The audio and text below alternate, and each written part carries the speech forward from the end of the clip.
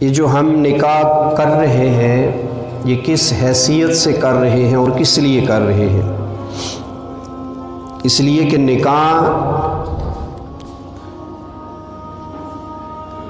کرنا واجب بھی ہے، نکاح کرنا سنت بھی ہے، اور نکاح کرنا مکروہ بھی ہے۔ نکاح کرنا واجب اس ٹائم ہے کہ جب انسان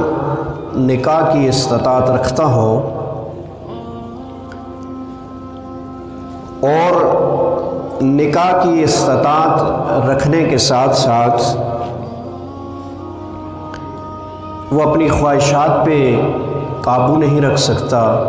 کنٹرول نہیں کر سکتا، تو ایسی صورت میں نکاح کرنا اس کے لیے لازم ہے، اس پر واجب ہے۔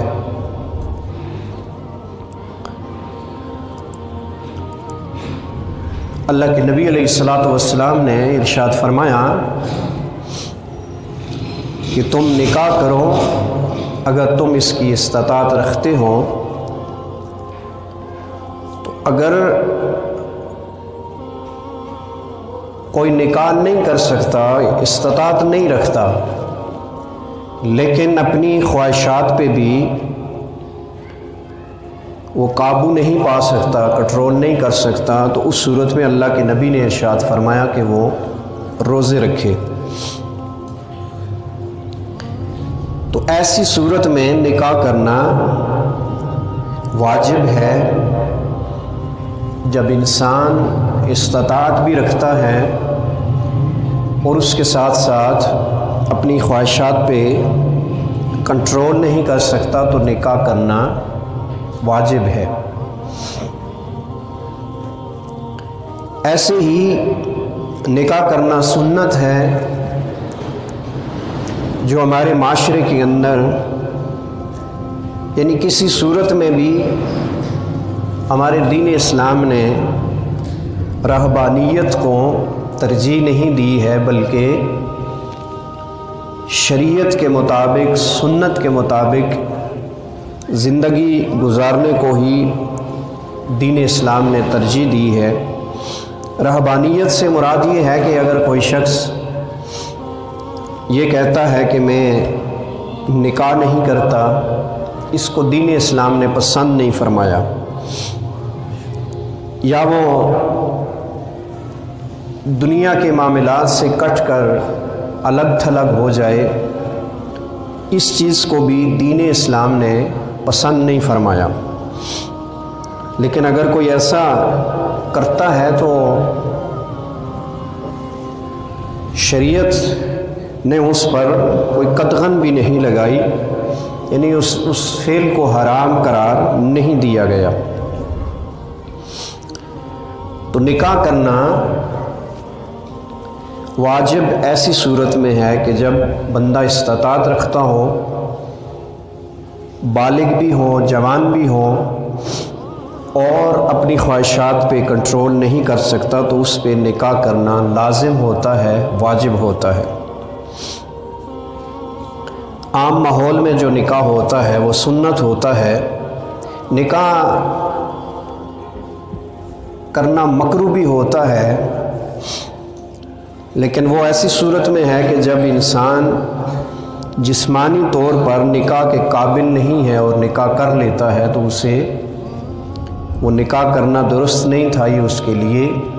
مکروہ ہے۔ تو اب نکاح کی اہمیت اور حیثیت اس بات سے پتہ چلتی ہے کہ اللہ کے نبی نے ارشاد فرمایا کہ ہے نوجوانوں کے گروہ، اگر تم استطاعت رکھتے ہو تو نکاح کرو، اگر استطاعت نہیں رکھتے تو پھر نکاح نہیں کر سکتے، اپنی خواہشات پہ کنٹرول بھی نہیں کر سکتے، تو اللہ کے نبی نے فرمایا پھر تم روزے رکھو۔ یعنی روزہ رکھنے سے انسان فطرتی طور پر انسان کے اندر تقوی آتا ہے، پرہیزگاری آتی ہے، جسمانی کمزوری ہوتی ہے تو جو وہ خواہشات ہیں وہ انسان کی مان پڑ جاتی ہے۔ تو نکاح کی حیثیت یہ ہے کہ سب سے پہلے اللہ کے نبی نے ارشاد فرمایا کہ تم نکاح کرو اگر اس کی استطاعت رکھتے ہو۔ یہ استطاعت جو احادیث مبارکہ میں لفظ آتا ہے، استطاعت سے مراد کیا ہے؟ ہم نے ایک آسان اور سہل طریقے کو مشکل بنایا ہے، اور اس میں ایسی بہت ساری چیزیں ہم نے شامل کی ہیں جس کا شریعت سے کوئی تعلق نہیں ہے یا دین اسلام سے کوئی تعلق نہیں ہے۔ جو بارات ہے اس کا کوئی تاریخ میں ذکر نہیں ملتا۔ جو ہمارے معاشرے میں کئی لوگوں کی بارات لے کر ہم جاتے ہیں، لڑکی والوں کے گھر جاتے ہیں، تو تاریخ میں اس کا کوئی ذکر نہیں ملتا۔ حضور علیہ الصلوۃ والسلام کے زمانہ مبارک میں تو بالکل سادگی سے نکاح ہوتا تھا، پھر صحابہ تبع تابعین میں کہیں تاریخ میں اس کا ذکر نہیں ملتا کہ جیسے ہم 100-200 یا زیادہ لوگ لے کے جاتے ہیں، بارات لے کے جاتے ہیں، تو بارات کا تاریخ میں کوئی ذکر نہیں ملتا، کم از کم میری نظر سے نہیں گزرا۔ ہاں یہ بر صغیر کی تاریخ میں ضرور موجود ہے، اور وہ ایسے ہے کہ آج کل تو سہولت ہے، سفر جو ہے وہ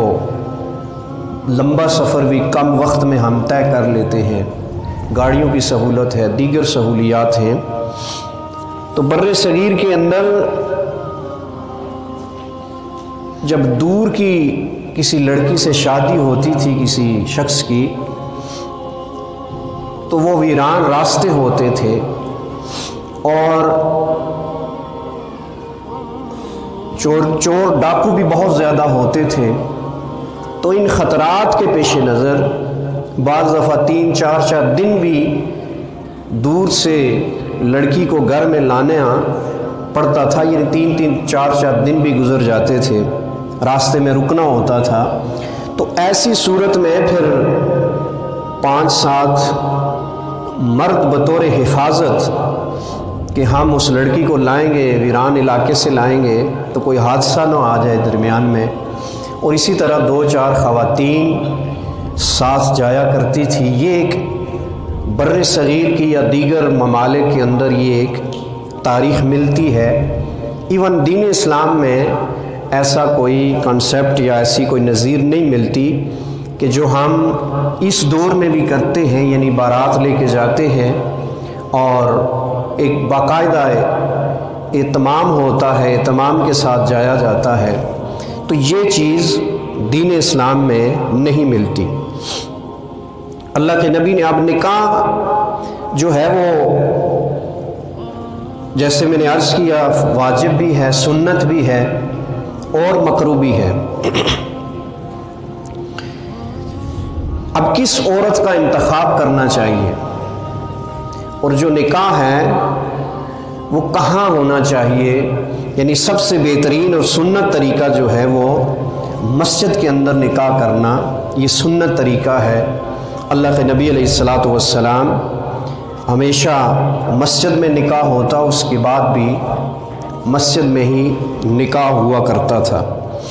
ہم مسلمانوں کا یہ المیہ ہے کہ آج بھی